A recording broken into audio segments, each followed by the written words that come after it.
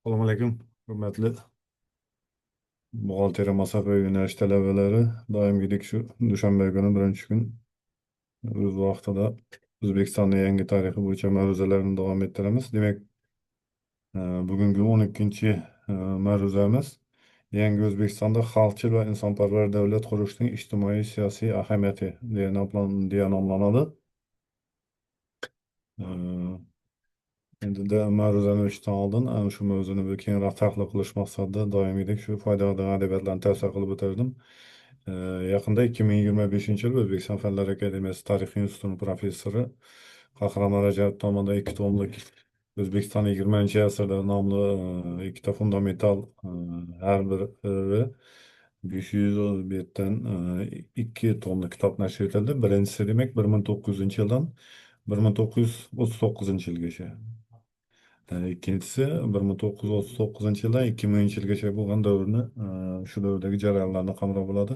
Aynan O'zbekistonning yangi tarixi bilan bog'liq Qahramon Rajabov nashr qildirgan ushbu kitobda uning ikkinchi tomidan bugungi mavzumizga oid, ya'ni yangi O'zbekistonda xalqchil va insonparvar davlat qurishning ijtimoiy siyosiy ahamiyati mavzusiga oid materiallar. Bundan tashqari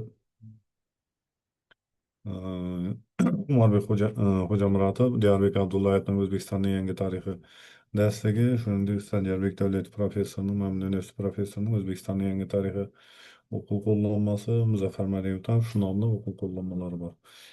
Shuningdek Umarbek Rajabovning ham O'zbekistonning yangi tarixi urdu o'qituvchisining qo'llanmasi bor. Shu kitoblar va darslik monografiyalari orqali bevosita yangi O'zbekistonda xalqchil va insonparvar davlat qurishning ijtimoiy siyosiy ahamiyati mavzusini kengroq bir tahlil qilish mumkin. Bundan tashqari yana foydalanadigan adabiyotlarga, masalan, Kunuz saytidagi, Fikrat saytidagi, undan tashqari ijtimoiy tarmoqlar orqali ma'lumotlarga ega bo'lish mumkin. Ya'ni yangi O'zbekiston deb ataladigan davr bevosita shu iboraga to'xtaladigan bo'lsak, 2016 yil 2 sentabrda birinchi prezident Islom Karimov vafotidan so'ng ikkinchi ma'muriyat boshqaruvi boshlandi va 2016 yil dekabrdagi saylovda O'zbekiston Liberal Demokratik partiyasidan nomzod qilib ko'rsatilgan Respublika bosh vaziri va O'zbekiston Respublikasi prezidenti vazifasini bajaruvchi Shavkat Miromonovich Mirziyoyev Liberal Demokratik partiyadan ko'rsatilgan nomzod sifatida saylovda g'alaba qozondi va prezident vazifasi inauguratsiya marosimi bo'lib o'tdi. Ya'ni 2017 yildan boshlab e, dunyo va O'zbekiston siyosatshunoslari, huquqshunoslari tomonidan O'zbekistonda amalga oshayotgan xalqchil insonparvar davlat siyosati bundan islohotlar nazarda tutilgan holatda yangi O'zbekiston degan ibora qo'llaniladi. Hmm.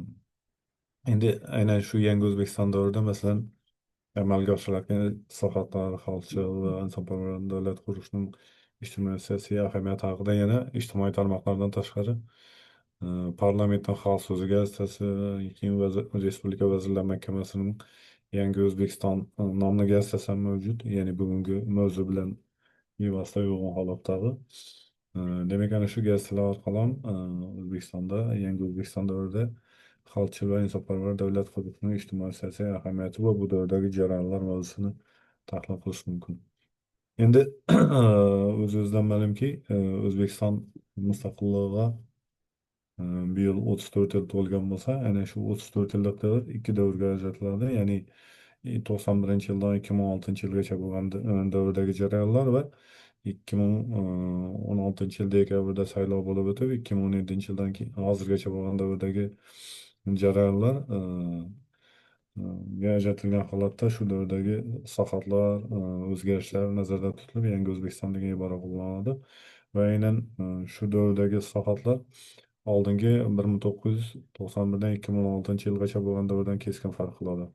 Endi bu mavzuga yaqin jarayonlarni oldin ham ta'kidlab o'tdik. Ya'ni yana shuni bir qisqacha bo'lsam taqqoslab o'tish kerak. Masalan, oldingi 1991-2016 yillarda Islom Karimov tomonidan 92 yilda O'zbekistonning o'z isloh va taraqqiyot yo'li nomli asarida ta'kidlangan o'zbek modeli, ya'ni 5 tamoyil amalga oshirilgan, jamiyatga tatbiq etilgan bo'lsa, ya'ni davlat boshi islohotchi, bozor iqtisodiyotga bosqichma-bosqich o'tish, kuchli ijtimoiy himoya, qonun ustuvorligi kabi beshta tamoyil amalga oshirilgan bo'lsa, 2017-2022 yillarda Shavkat Mirziyoyev tomonidan yangi O'zbekiston strategiyasi, ya'ni 5 tashabbus ilgari surildi va jamiyatga tatbiq etildi. Endi oldingi davrdan farq qiladigan jihatlarga va islohotlar, shuningdek ularni ijtimoiy siyosiy ahamiyatga keladigan bo'lsak, eng dastlabkisi e, konvertatsiya masalasi. Ya'ni oldingi 2016 yildan oldingi davrda konvertatsiya umuman katta bir bozor iqtisodiyoti davridagi pul muammosi mavjud edi. Ya'ni Markaziy bank tomonidan e'lon qilinadigan kurs boshqa va bozordagi qora bozordagi narx boshqacha holat bo'lgan. Ya'ni bugungi kunda konvertatsiya tufayli bevosita bankning o'ziga borib pul almashlash, shuningdek xohlagan bir xorijiy valyutani sotib olish imkoniyati mavjud. Keyin eng asosiy yangi O'zbekiston davrida oldingi davrdan farq qiladigan yana bir jihat bu masalan, oldinlari plastik kartochkaga o'tkazilib beriladigan ish haqining yechib olishdan muammoni vujudga kelganligi, ya'ni bironta bir bankomat bo'lmaganligi tufayli bu xalq uchun ham, pensionerlar uchun ham, hamma uchun bir katta muammo edi. Aynan shu 2017 yildan boshlab va har bir bank shahar va tuman markazlarida bankomatlarning yo'lga qo'yilishi tufayli masalan plastikka o'tkazilgan oylik va ish haqi, pensiyami, stipendiyani bevosita bankomatlar orqali yechib olish imkoniyati bor. Ya'ni bu ham bir aholi uchun eng katta bir qulaylik va yangi O'zbekiston davridagi eng muhim ijtimoiy siyosiy ahamiyatga ega bo'lgan voqealar, islohotlarning samarasi ham xalq uchun bir eng afzallik tomonlardan biri hisoblanadi. Keyin yana bitta masala, e, eng katta shu 16 yilgacha, 17 yilgacha muammo bo'lib kelgan joy holat, poytaxt Toshkent shahrida propiska, ya'ni aholini ro'yxatdan o'tkazish holatini cheklanib qo'yganligi edi. Ma'lumki, hozirgi kunda yangi O'zbekiston davrida bu bilan bog'liq poytaxt Toshkent shahrida xohlasangiz ko'chmasmi, xohlasangiz shaxsiy turar joy uchastkasini dom olish imkoniyati bo'lsa olish va bevosita o'zining nomiga rasmiylashtirish imkoni bor. Ya'ni propiska muammosi yangi O'zbekiston davrida butunlay bir barham topdi. Bu ham bir xalq uchun bir afzallik tomoni, ya'ni shaharda, chekka hududlarda yashagan qaysidir fuqaro uchun agar puli imkoniyati bo'lsa, bevosita Toshkentga borib yashash ham o'zining nomiga olingan ko'chmas va turar joylarni rasmiylashtirish imkoniyati mavjud. Bu ham bir hamma uchun bir qulaylik tomoni. Keyin hozir ketayotgan jarayon bevosita mahallalarda kadastr agentligi va kadastr palatasi tomonidan eng chekka hududlar, umuman O'zbekiston bo'ylab yakka tartibda turar joy qurilishi tufayli aholi zarurat va ehtiyoj tufayli, masalan, kimdir bog' tomoni, kimdir yashash uyining yon tomoniga qurgan uylarni davlat ro'yxatidan o'tkazish va shu bilan bog'liq holatdagi muammoga ham kadastr agentligi tomonidan yechim topilish jarayonlari bo'lyapti. Ya'ni shunday bo'ladigan bo'lsa, bevosita har bir qurilgan imorat uchun soliq belgilanadi va soliq tizimi bilan kadastr agentligining papkasi bir xil raqam asosida uyg'un holatda bazada turadi. Bu ham bir aholining davlatga bo'lgan ishonchi keltirib chiqaradi. Negaki qachondir bir zarurat va ehtiyoj tufayli uy qurishga majbur bo'ldi, lekin uni masalan kimdir qamal qayerga, kimdir bo'lsa yashash uyining yon tomoniga qurdi, lekin uni rasmiylashtirish imkoniyati bo'lmay katta bir muammo bo'lib kelgandi. Ya'ni ana shu holatlarning o'zi propiska muammosi, konvertatsiya muammosini yechim topishi, keyin masalan pensionerlarga uyga nafaqaning yetkazilib berilishi oldingidek muammo bo'lmagan holatda o'z vaqtida, bularning bari xalqchil va insonparvar davlat qurishning bir hammaning ko'z o'ngida bo'lib turgan bir muhim samarali jarayonlar deb aytsa bo'ladi. Endi bu bilan bog'liq holatda yana ko'plab bir misollar keltirish mumkin. Bu bilan masalan har kim boyagi bankomatlar tizimi, umum propiska tizimining yo'lga qo'yilishi, e, ijtimoiy siyosiy hayotdagi muhim bir xalq uchun bir davlatchilikdagi muhim bir insonparvarlik va xalqchil siyosatning natijasi deb aytish mumkin.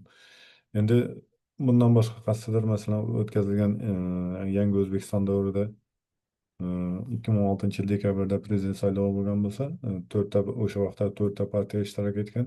Ya'ni O'zbekiston Liberal Demokratik partiyasi, O'zbekiston Adolat Sotsial Demokratik partiyasi, O'zbekiston Xalq Demokratik partiyasi va O'zbekiston Milliy tiklanish demokratik partiyasi. Oradan vaqt o'tib, 2018 yilda O'zbekiston Ekologik partiyasi tashkil etilgan va O'zbekiston Ekologik partiyasi ham 2021 yildagi bo'lib o'tgan saylovlarda bevosita ishtirok etdi va o'zining nomzodi bilan ishtirok qildi. Keyin bo'lsa bu davrda yana parlament saylovlari 2019 yilda va 2024 yilda bo'lib o'tdi. Ma'lumki, bugungi kunda Birlashgan Millatlar Tashkilotiga a'zo bo'lgan 194 davlatda davlat boshqaruvi turlicha bo'lib, ayrim bir Saudiya Arabistoniga o'xshash bir monarxiyaga asoslangan davlatlar ham bo'lishi mumkin. Yo bo'lmasa davlat boshqaruvida masalan 4 yillik prezidentlik boshqaruv bor davlatlar bor. Masalan, Amerika Qo'shma Shtatlari, bir paytlar Rossiyadan 4 yillik boshqaruv bo'lgan. Yo bo'lmasa masalan O'rta Osiyo davlatlarida Qozog'istonda hozirgi kunda 7 yillik prezidentlik boshqaruvga o'tilgan. Xususan 2023 yil 30 aprelda qabul qilingan konstitutsiyaga ko'ra O'zbekiston Respublikasidan 7 yillik prezidentlik boshqaruv tizimiga o'tilgan va 2023 yil aprelda qabul qilingan konstitutsiya 1 maydan kuchga kirdi va iyul oyida shu yili O'zbekiston Respublikasi prezidentligiga nomzodlar e, ishtirokida demak O'zbekiston Liberal Demokratik partiyasidan nomzod etilgan Shavkat Mirziyoyev g'alaba qozondi. Ya'ni 2030 yilgacha bo'lgan muddat 7 yil davr qilib belgilandi. Ya'ni e, dunyo davlatlarining aksariyatida 7 yillikmi, 4 yillikmi, yo 5 yillik prezidentlik muddati bo'lishi mumkin, lekin asosan 194 davlatning aksariyatida parlament 5 yil muddatga sanaladi. Shu deganda O'zbekiston Respublikasi ham Isr paytida mustaqillikning dastlabki davrida va hozirgi kunda ham yangi O'zbekiston davrida parlament shu 5 yil muddatga vakolati bilan faoliyat ko'rsatadi. Ya'ni 2019 yil va 2024 yilda O'zbekiston Respublikasida parlament saylovlari bo'lib o'tgan. 2018 yilda tashkil topgan O'zbekiston Ekologik partiyasi 2019 va 2024 yillardagi saylovlarda ham ishtirok etdi o'zining nomzodlari bilan va parlamentda o'zining fraksiyasiga ega bo'ldi. Ya'ni bu ijtimoiy siyosiy jarayonlardan muhim jihat yangi O'zbekiston deb aytiladigan davrda 2016 yil dekabrda va 2021 yil va yangilangan O'zbekiston Konstitutsiyasi qabul qilingandan keyin uchinchi marotaba demak 2023 yil iyul oyida prezidentlik saylovi bo'lib o'tdi. Yangi O'zbekiston davridagi parlament saylovlari ikki marta 2019 va 2024 yillarda bo'lib o'tgan. Endi bu davrda bevosita Xorazm millatini misol keltiradigan bo'lsak, yangi O'zbekiston deb aytiladigan davrda kimlar Xorazm millatiga hokimlik qilganiga to'xtaladigan bo'lsak, masalan, 2012 ya'ni oldingi davr ma'muriyat davri va 2017 yil Rajab bo'lgan davrda sentyabrgacha Xorazm viloyatida 5 yil davomida Po'lat Razzoqovich Bobojonov hokimlik qilgan bo'lsa, 2017 yil sentyabrdan to 2018 yil aprelgacha Ilgizor Sapirov Xorazm viloyatiga hokimlik qilgan. 2018 yildan to 2022 yil dekabrgacha Farhod Ermanov Xorazm viloyatiga hokimlik qilgan. 2022 yil dekabrdan hozirgi kungacha esa Jo'rabek Rahimov Xorazm viloyati hokimi lavozimida faoliyat ko'rsatib kelmoqda. Ya'ni ular tomonidan muayyan bir ishlar yangi O'zbekiston deb ataladigan davrda amalga oshirildi. Masalan, bunga misol sifatida Xorazm viloyatida turizmning rivojlanishi, turizm salohiyatining yuksalishini aytish mumkin. Keyin Xorazm viloyatida o'tkazilayotgan masalan raqs sexi festivali, qo'nsayli festivallarning bir yangicha asosda yangi uslub bilan amalga oshirilayotganidan ta'kidlab o'tish mumkin. Umuman har ikkala davr, xususan yangi O'zbekiston davrida Xorazm viloyati, xususan O'zbekistondagi ijtimoiy siyosiy jarayonlar juda holatda olib borilmoqda.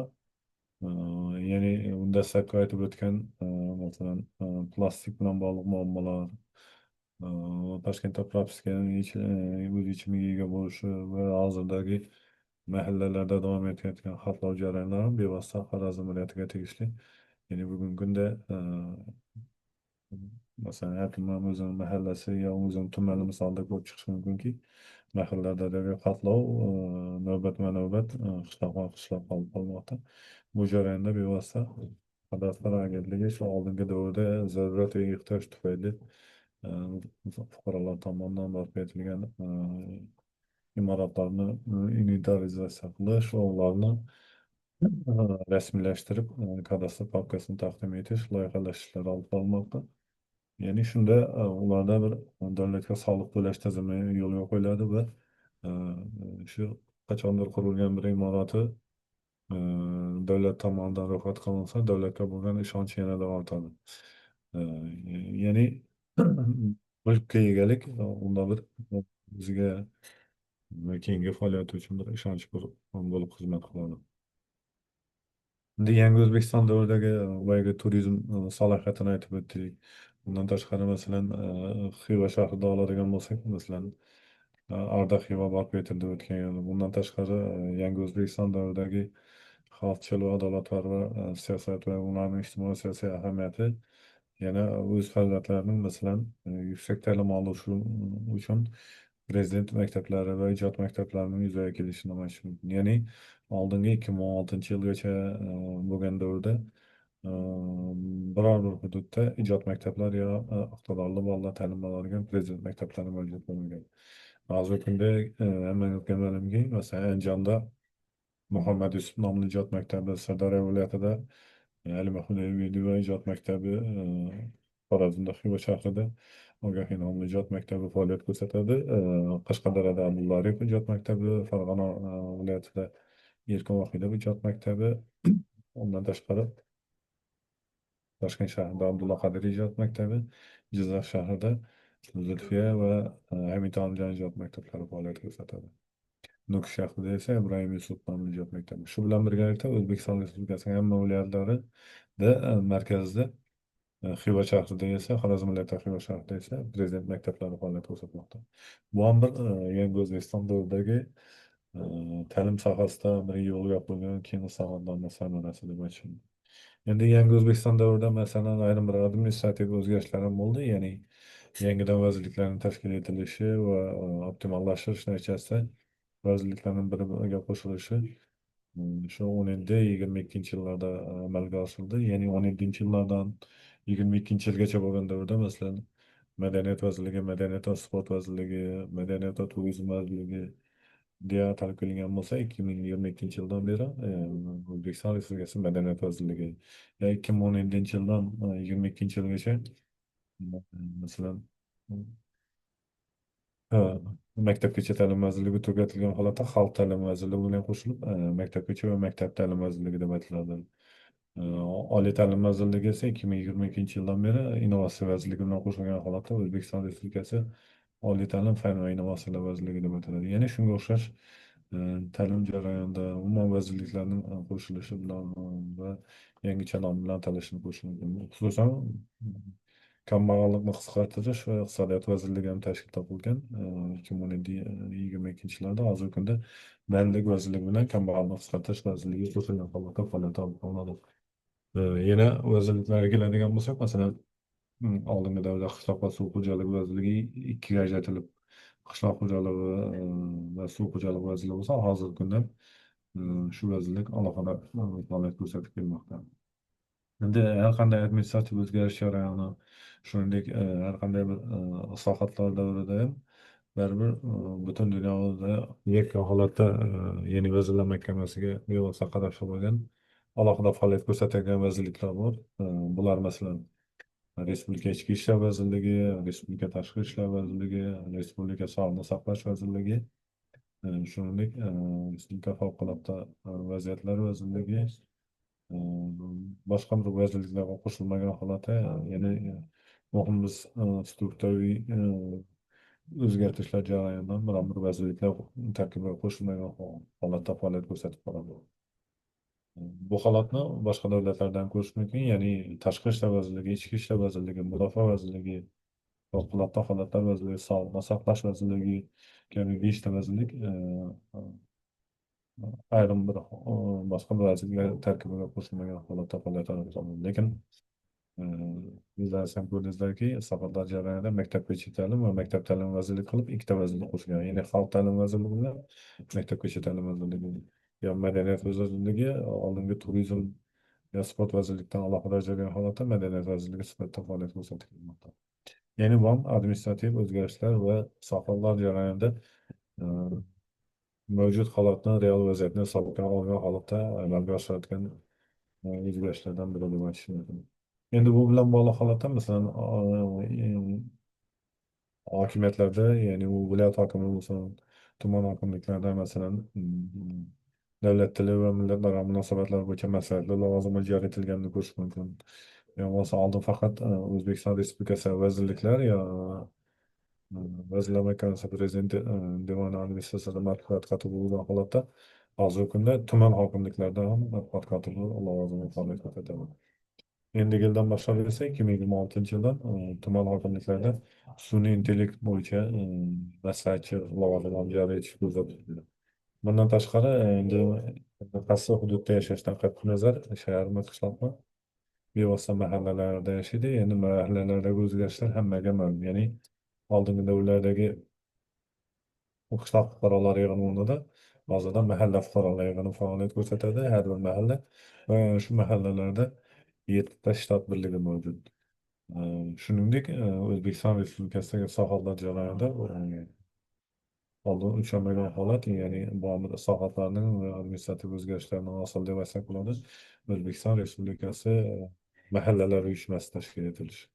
Ya'ni O'zbekiston Respublikasida bugungi kunda 9600 ta mahalla bo'ladigan bo'lsa, ana shu O'zbekiston Respublikasi mahallalarini bir uyushtirib, ular uchun ma'lum bir yo'l yo'l ko'rsatadigan strategik vazifani belgilab beradigan, ularni boshini qovushtirib, har kunlik ish tizimidan tortib yillik ish tizimi ularning strategiyasi shu mahallalar boshqaruvini yuzaga keltirgan O'zbekiston Respublikasi mahallalar uyushmasi ham O'zbekiston Respublikasida faoliyat ko'rsatadi. Ya'ni bunday islohotlar ijtimoiy siyosiy ahamiyatga molik xalqchil va davlatparvar siyosat va davlat qurish ishlari yangi O'zbekiston davrida ko'plab amalga oshirilmoqda. E, Bu jarayonlarda bevosita xalqni ham ishtiroki ta'minlanmoqda. Ya'ni oldinlari shu 2016 yildan boshlab bu yil yozigacha har bir tumanda fuqarolarning murojaati bilan shug'ullanadigan portal prezident portali vujudga kelib, ular har bir hudud, har bir mahalla, har bir sohadagi jarayonda qaysidir muammoni yechish bilan bog'liq holatlarda yechim izlash bilan shug'ullanadi va fuqarolarning murojaatini qabul qilib bordi. Ya'ni bu ham bir yangi O'zbekiston davridagi aholining fuqaroni ishonchiga sazovor bo'lish, ularning muammosiga yechim topish bilan bog'liq holatlarda tuzilmaviy o'zgarishlardan biri deb aytsa bo'ladi.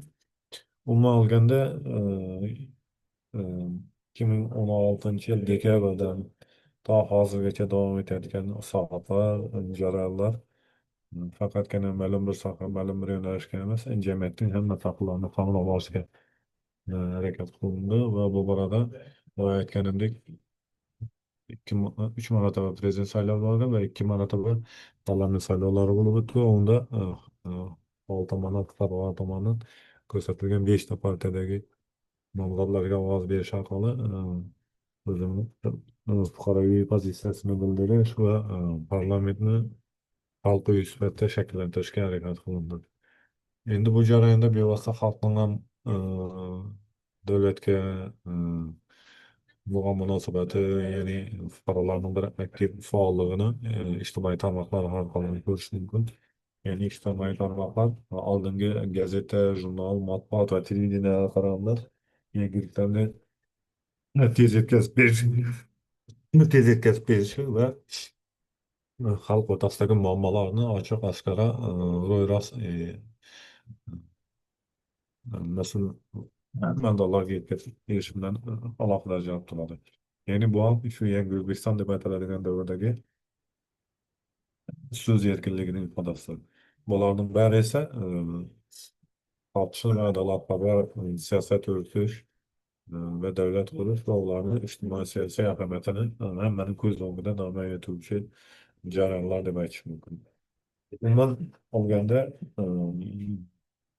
91 yildan 2016 yilgacha bo'lgan davrda 2016 yildan hozirgacha bo'lgan jarayon juda shiddatli va tez, shuningdek islohotlar va xalqchil davlatchilik boshqaruvi bilan e'tiborga molligi BMTda o'tkazilgan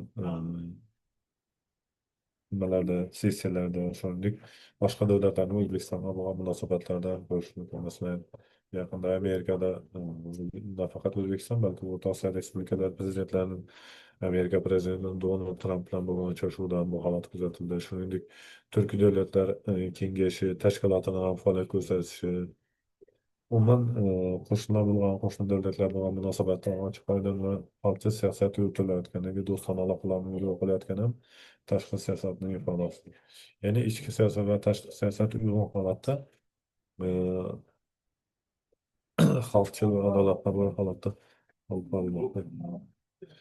Bularning bari esa 2016 yildan oldingi davrdagi jarayondan hozirgi yangi O'zbekiston davridagi jarayonlarni keskin xalqchilligi bilan ifodalanadi va o'ziga xos bir adolatparvar jamiyat sifatida bugungi kunda boshqa davlatlar tomonidan e'tirof etilib kelinmoqda.